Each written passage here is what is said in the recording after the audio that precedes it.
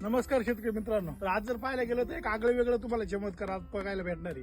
तर एसीटी वैदिक मध्ये काय चमत्कार होऊ शकतो, तर आज आपण हे सचिन सरांच्या शेतामध्ये बघणार आहोत. तर त्यांचं हे मका पीक आहे. सर, मका पीक किती आहे तुमचं? साधारणतः 3-3.5 एकर आहे. तर ही मका जर पाहायला गेली तर किती महिने झाली? ही 2.5 महिन्याची पण पानाची साईज जर पाहिली सर, 7 बोटं बसतात. 7 बोटं बसतात, म्हणजे एवढी पानाची रुंदी.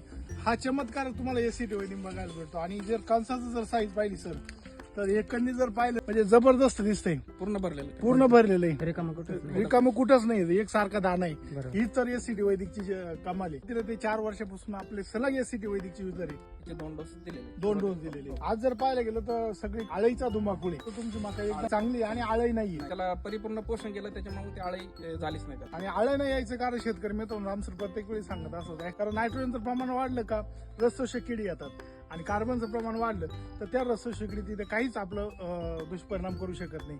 जे चमत्कार आहे ते आज अनुभवत आहे. तर आपणही पण हे चमत्कार अनुभवण्यासाठी आपण एक 10 गुंठ्याला गवायना एसीटी वैदिक वापरून बघा, त्याचे तुम्हाला चमत्कार दिसतील. तर तुमच्या आसपास पण मका असतील. हो. तर काय बदल आहे त्या मकांमध्ये? बराच डिफरन्स आहे. रासायनिक आणि आपल्या वैदिक वरती लय मोठा डिफरन्स आहे. त्यांच्या मका पूर्ण आळीने खाली आळे वगैरे लागलेले पिवळ्या आहे. पडलेल्या पिवळ्या आहे पडलेल्या आणि वाढ झालेली नाही. नाही. आज जर मकाची हाईट जर पाहिली तर 8 फुटापर्यंत हाईट गेली. आज जर असं उत्पन्न जर गेलं तर गेल्या 5 वर्षापर्यंत मागं जायला लागेल तेव्हा अशी उत्पन्न बघायला लागेल. आणि आज एसीटी वैदिक मध्ये आज हे चमत्कार दिसत आहे.